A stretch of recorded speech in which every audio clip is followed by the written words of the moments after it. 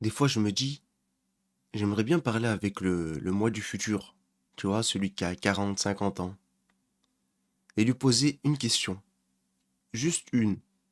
J'ai pas envie de savoir quel est mon avenir, mais est-ce que je dois avoir de l'espoir ou non? Juste cette question, tu vois? Comme ça, au moins, je suis fixé. Et il me répond, oui, garde espoir. Bah, je continue dans mes projets, je garde espoir et je persévère dans tout ce que je fais. Ou sinon, il me dit non, garde pas espoir et là, bah, khalas, hein. Je vais signer un petit CDI dans une usine et cassez-moi plus la tête, hein. Déjà, faudrait trouver, entre guillemets, un CDI, parce que c'est compliqué maintenant de trouver du travail. Mais, franchement, tu vois, je me casserai plus la tête. Je me dirais, au moins, tant mieux, je suis fixé. Parce que tu vois, de ne pas être fixé, j'ai envie de dire, c'est une galère et c'est une souffrance. Encore pire, parce que tu persévères, tu persévères, tu persévères. Et tu sais pas, en fait, où tu vas, en fait. Tu sais pas. Tu sais pas où tu vas. Tu sais pas où la vie te mène.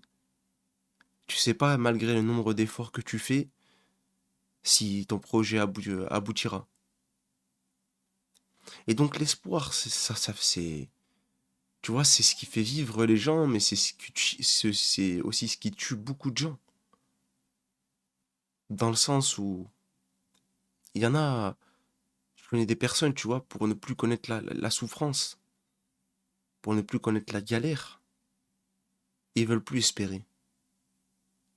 Ils préfèrent ne plus espérer, comme ça ils se disent, on peut plus me faire mal, on peut plus me détruire, comme on a pu me détruire en me mettant des espoirs.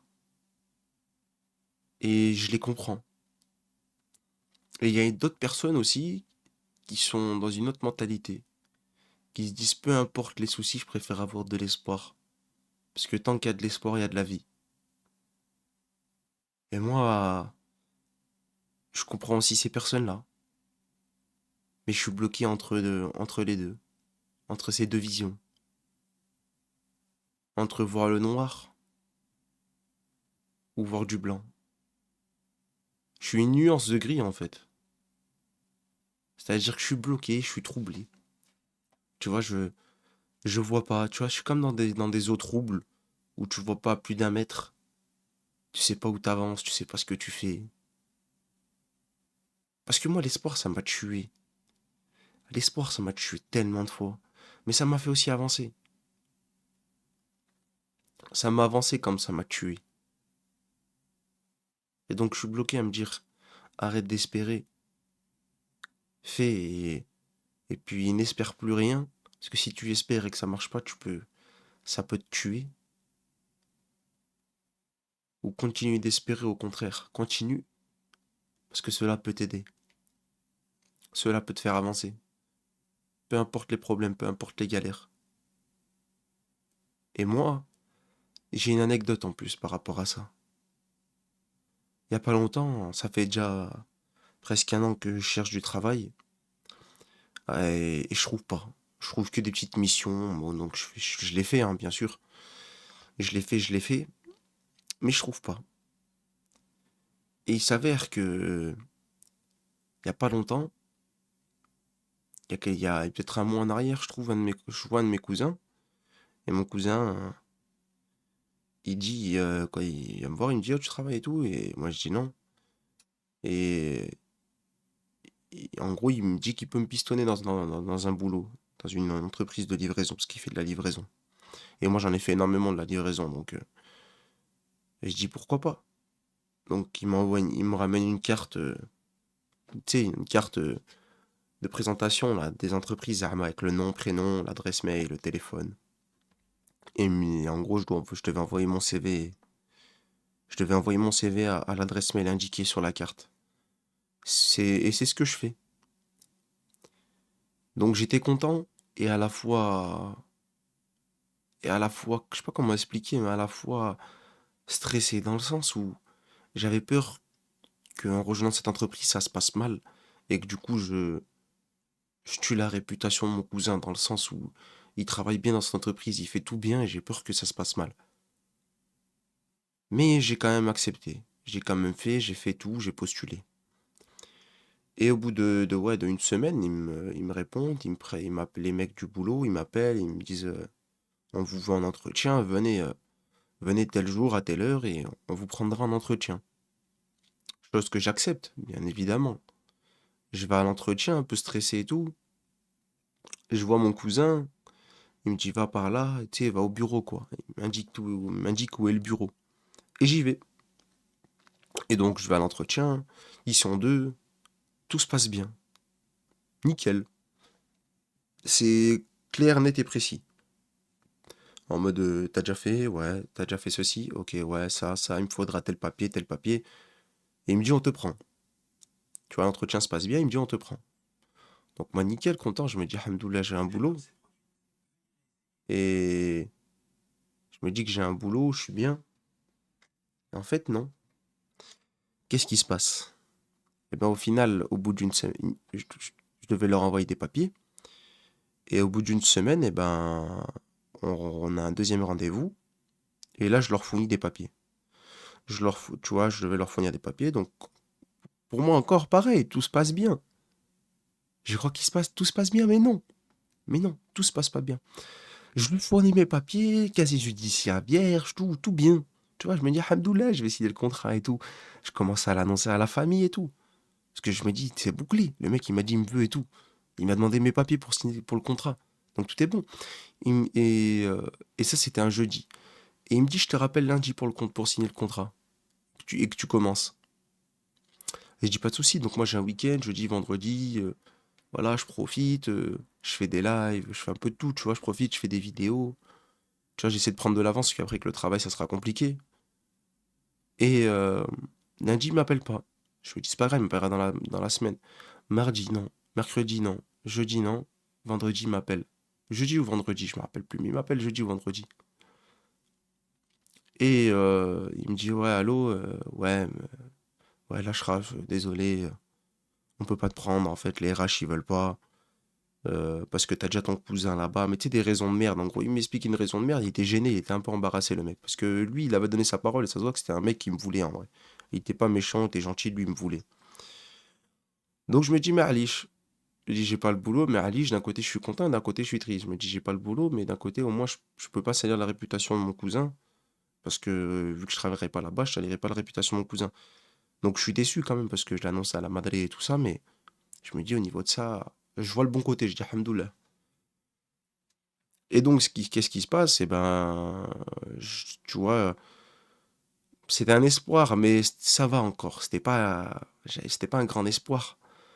Mais ça fait mal quand même parce que comme j'ai dit, je l'ai annoncé à la famille, à la maman. La maman était triste et tout ça, tu connais. Et à un moment, je recroise, je reparle avec quoi, un membre de ma famille recroise mon cousin et il lui dit ouais, du coup, il a pas été pris. Non, il a pas été pris et tout. Et en fait, la raison, elle était plus sombre que ça. C'est pas parce qu'il y avait mon cousin là-bas et qu'il voulait pas de membres de la même famille dans la même entreprise. Non, c'est qu'en fait, eh ben, il voulait pas de nouveaux arabes. Il pensait qu'ils en avaient assez. Bon, après, c'est leur raison. Moi, je trouve que c'est des raisons de merde. C'est leur raison. Dans tous les cas, ce qui est fait est fait, on peut pas changer ce qui a été fait. Et donc au final, je continue à chercher du boulot, à, à essayer de trouver. Et à un moment, je trouve dans une usine. L'usine, tout se passe bien, tu vois, bon, ça reste l'usine, hein, c'est 3-8 et tout, c'est fatigant. Je fais une semaine et demie à peu près là-bas. Et à un moment, je termine mon contrat, il se termine à vendredi, mon contrat.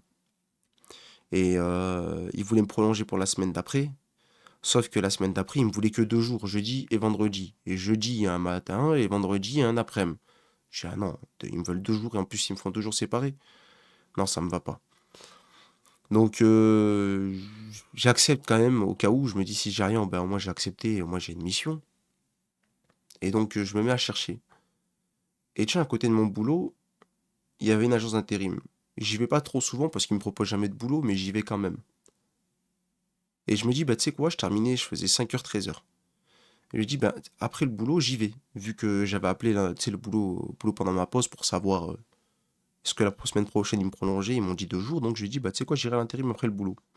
Donc c'est vendredi, qu'est-ce que je fais? Je sors du boulot, Je me précipite pour aller à la maison faire mes grandes ablutions. Je fais mes grandes ablutions, je vais à la mosquée. Voilà, je prie, je me rends. En plus, je vois mon grand-père, je suis content, parce que moi, la mosquée, c'est l'un des moments où je peux voir mon grand-père et profiter d'un court instant avec lui. Et, euh, et donc, après ça, je décide d'aller à la mosquée. Quoi, après la mosquée, excusez-moi, je décide d'aller à l'agence intérim. Je vais à l'agence intérim avec peu d'espoir, mais j'y vais quand même. J'y vais avec un survêt, tu connais, survêt du travail, veste Quechua qui me va trois fois plus grande, elle est trois fois plus grande que moi. Mais j'y fais quand même, je m'en fous. Je me dis, dans tous les cas, j'ai rien à perdre, c'est l'intérim, hein, on va pas aller en costume. Et donc, la meuf, elle me propose, il y a une meuf à l'accueil, elle m'accueille super bien, elle est super gentille. Et elle me propose des missions, pas charisme, mais agent de quai, des missions, mais de l'usine et tout. Et moi, moi, je voulais pas ça, j'en voulais pas de ces missions-là. Parce que c'est des missions, mais que j'ai déjà faites, et c'est des missions, laisse tomber, frère. Tu vois? Et je parle à la dame et je dis, excusez-moi, madame, je suis désolé, mais j'ai fait un bac+2, c'est pas pour faire le même métier que mes parents qui n'ont pas de diplôme. Et là, elle me dit, vous avez fait quoi comme étude? Et je lui dis, j'ai fait un bac+2 dans le management, le commerce et le management. Elle me dit, bah écoutez, je vais vous passer à ma collègue dans le tertiaire. Restez là, je vais lui parler. Et moi, je suis content.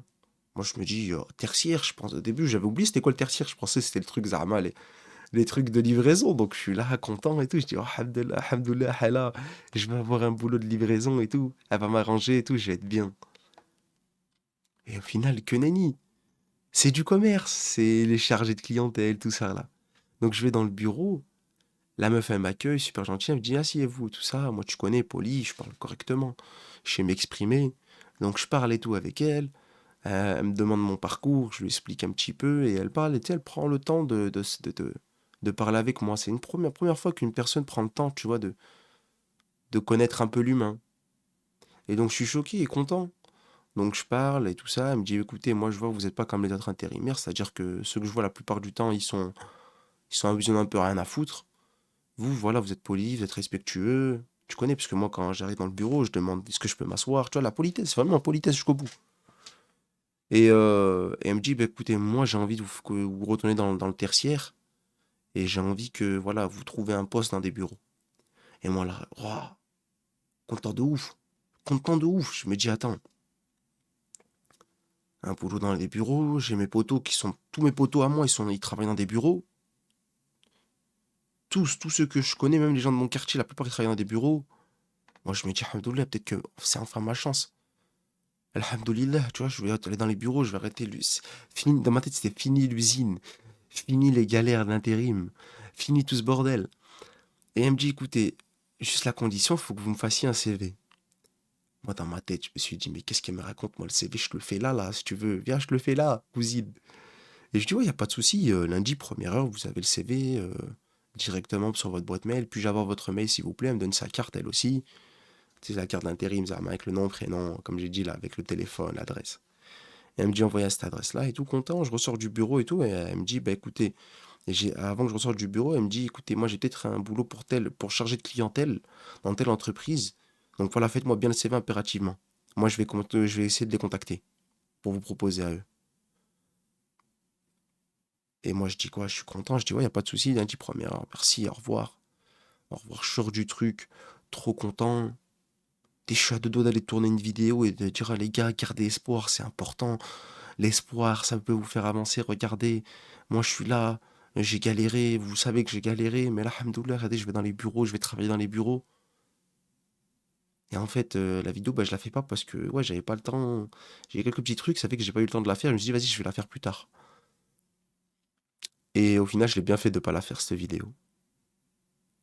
Parce que elle me rappelle un peu après, et elle me dit, écoutez, ouais, l'entreprise est fortement intéressé, donc faites-moi bien le CV. Je dis, oui, vous inquiétez pas, moi j'ai qu'une parole, je vous ai dit qu'il y aura le CV, vous aurez le CV. Donc j'appelle Winnie et tout. Winnie, écoute, ouais, faut qu'on fasse le CV et tout.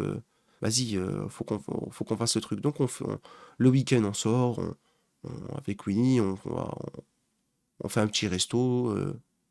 Tu connais, avec son cousin qui venait d'arriver, qui était pas de notre ville, il vient de notre ville, il était venu cette semaine-là dans notre ville. Du coup, on a profité de aller faire un resto et on s'est dit, vas-y, on fera. On a laissé le vendredi, samedi pour profiter et dimanche, on fait le CV. Donc dimanche, on fait le CV, tout se passe bien, je lui envoie le CV, content et tout. La meuf, je lui envoie et tout. Et je suis content parce que tu vois, ça y est, elle l'a. Donc lundi, elle m'appelle, la meuf et tout. Elle me dit, ouais, c'est bon, j'ai bien eu votre CV. Quoi, même pas... Non, même pas m'appeler. Elle m'a envoyé un mail. Elle me dit, j'ai eu votre CV et tout, tout se passe bien. Nickel. Je vous recontacte. Et donc je suis content, je me dis, ouais, tout commence à se passer. En plus, elle m'a dit que l'entreprise était intéressée par mon profil et tout. Et à un moment, l'entreprise, le mardi, moi, je vais laver ma voiture et tout. Je dis, vas-y, je vais prendre la journée pour laver la voiture. Je vais laver la voiture et tout.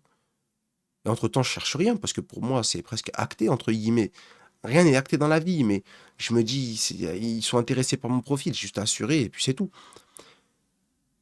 Et au final, eh ben, en fait, c'est comme la plupart des fois où j'ai postulé dans des entreprises, elles m'appellent rendez-vous téléphonique. Je réponds, tout se passe bien rendez-vous téléphonique. Elle me dit, écoutez, est-ce que vous parlez anglais? Je lui dis, écoutez, j'ai un niveau à B1, donc c'est pas un niveau incroyable, mais je peux tenir une discussion, voilà, je peux tenir une discussion avec une personne. Après, je peux pas tenir, voilà, un débat de ouf, mais je peux tenir, il y a pas de souci. J'ai l'anglais, c'est langue LV2, on a fait ça depuis des années, quoi, depuis la sixième, donc ne vous inquiétez pas. Et donc tout se passe bien et tout. Elle me dit, écoutez, moi, votre niveau d'anglais, il me va et tout, ça me va, tout me va bien, vous m'avez l'air d'être bien. Donc, bah écoutez, je vous rappelle pour un entretien, je vous rappelle pour vous fixer un entretien, voilà, un vrai entretien, genre en face à face. Donc je me dis trop bien, elle est là et tout, j'appelle la maman, j'appelle le Winnie, je leur ai dit, écoutez, ouais, j'ai un entretien et tout. Parce que pour moi, elle m'a donné sa parole, elle m'a dit j'ai un entretien, donc moi, j'ai pas de quoi douter, entre guillemets. Moi, je fais confiance en l'humain. Et en fait, non, je reçois un mail, quelques heures plus tard, en me disant que j'ai pas l'entretien, car ils cherchaient quelqu'un avec de l'expérience. Mais pourtant, ils étaient intéressés par mon profil, alors que j'avais pas d'expérience à mon profil. J'ai pas d'expérience, mais vous étiez intéressés. Et au final, eh ben, t'as vu, ça m'a dégoûté un peu, ça m'a dégoûté, ça m'a fait perdre de l'espoir. Et maintenant, j'ai plus trop, trop espoir, quoi. Je suis là, mais j'ai plus vraiment espoir. Donc, faut toujours garder de l'espoir. Je suis d'accord. Mais c'est dur. T'as vu quand en fait, tu t'espères plus, t'as accepté ton sort de travailler à l'intérim et de galérer toute ta vie, et que derrière on te met un espoir que tu voulais pas, t'as pas demandé, et qu'en fait au final ça se passe mal, bah t'as visité là, ça t'a plus tué qu'en fait, t'as vu, ça t'a plus tué que ta situation, tu l'avais entre guillemets accepté, tu vois. Et c'est là où franchement les gars, ne donnez pas d'espoir, ne dites rien aux gens tant que c'est pas acté. Donnez pas d'espoir sur un tel truc ou un tel truc aux gens. Vous savez pas à quel point vous pouvez blesser quelqu'un, lui faire mal. Vous savez pas à quel point ça fait mal. Quand t'as assez souffert et qu'on te donne de l'espoir et que t'en veux pas et qu'en plus tu commences à y croire pour la première fois de ta vie et qu'en fait ça se passe mal, et ben tu tues encore plus la personne qu'elle était, tu vois. Après les gars, moi j'ai un conseil pour vous, faut toujours espérer dans la vie. Dans la vie, faut toujours espérer, faut jamais s'arrêter d'espérer. Car l'espoir fait vivre. Mais ayez toujours un plan de secours. Ayez un plan de secours. Moi, j'ai espéré sans plan de secours et au final, ben, mon plan de secours, c'est l'intérim. Et même l'intérim, eh ben, le plan de secours n'a pas l'air de marcher. J'ai pas de boulot. Donc voilà, l'espoir. L'espoir, ça peut tuer comme ça peut élever une personne. Tout dépend de votre mentalité, de votre comportement, de comment vous êtes. En tout cas, moi, si j'ai un conseil pour vous, les frères, je sais que c'est dur. Je le vis tous les jours. Les faux espoirs, j'en ai vécu des centaines et des centaines. Mais continuez d'espérer au fond de vous. N'arrêtez pas d'espérer parce que arrêter d'espérer, c'est pas possible. Tant que t'as encore la santé, tant que t'as le cœur qui bat, tant que t'es encore vivant, tu dois continuer à espérer et faire les causes pour que ta situation s'améliore. T'as un rêve, fonce. Et de l'espoir. L'espoir, c'est important. Malgré tout ce que j'ai pu vous dire durant cette vidéo, à vous dire que l'espoir, ça tue. Oui, ça tue. Mais c'est en faisant des erreurs qu'on apprend, tu vois. Il y a peut-être, tu vois, on va peut-être te fermer la porte 10 fois, mais la 11e fois, peut-être qu'elle s'ouvrira. Peut-être que pour d'autres, ça sera la porte, au bout de 100 fois, on va leur fermer, et la 101e fois, on va leur ouvrir. Donc au final, faut espérer. Même s'il y a un pourcentage de chance qu'à chaque fois, on te ferme la porte et qu'elle s'ouvre jamais. Espère. Parce que c'est pas à 60 ans qu'il faut se dire si, mais j'aurais dû faire ça. Ou j'aurais dû faire ceci. Ou j'aurais dû faire cela. Non. Sachant qu'en vrai, t'as peut-être 20 ans, t'as peut-être 30 ans, t'as peut-être 40 ans. T'es encore jeune, en vrai, entre guillemets, dans le sens où il te reste encore la moitié de ta vie, entre guillemets. On sait pas quand on meurt, mais la moyenne d'âge, elle est à peu près à 80 ans maintenant. Donc tu vois, tu faut toujours espérer. Même à la dernière seconde. Tu vois, toujours espérer. C'est comme dans la religion, faut toujours espérer que Allah nous fasse sa miséricorde, qu'il nous accorde sa miséricorde. Donc voilà. C'est une vidéo où je vous ai raconté un de mes derniers espoirs qui m'a mis mal pendant quand même quelques semaines. Mais au final, faut se relever. Faut se relever, peu importe la chute. Faut se relever. Plus dur est le chemin, plus le chemin est semé d'embûches, plus belle est la réussite. Et j'espère qu'un jour, vous réussirez dans vos projets. Donc gardez espoir, mes frères. C'est des phrases bateau, mais faut avoir de l'espoir dans la vie, tout simplement. Tous ceux qui ont tenté des choses avaient de l'espoir. Si tu tentes quelque chose, c'est entre guillemets, t'as de l'espoir. Si t'as pas d'espoir, fais-le pas, tu vois. Donc tout le monde a de l'espoir. Les, et tu vois, tu n'as rien sans rien. Donc si t'as pas d'espoir, eh ben t'auras rien, entre guillemets, parce que tu feras rien. Donc ayez de l'espoir. Ayez toujours de l'espoir. Et tentez, malgré le nombre d'échecs que vous pouvez avoir, les frérots. Tentez. Tentez parce qu'un jour ou tôt ou tard, hein, sinon si vous tentez pas, vous le regretterez et vous vous retrouverez seul. Et ça, je peux vous dire que ça fait mal. Donc tentez, mes frères. Tentez. Et sur ce, prenez soin de vous et de votre famille. Gardez espoir. Et moi, je vous dis à bientôt, la famille. Ciao, ciao.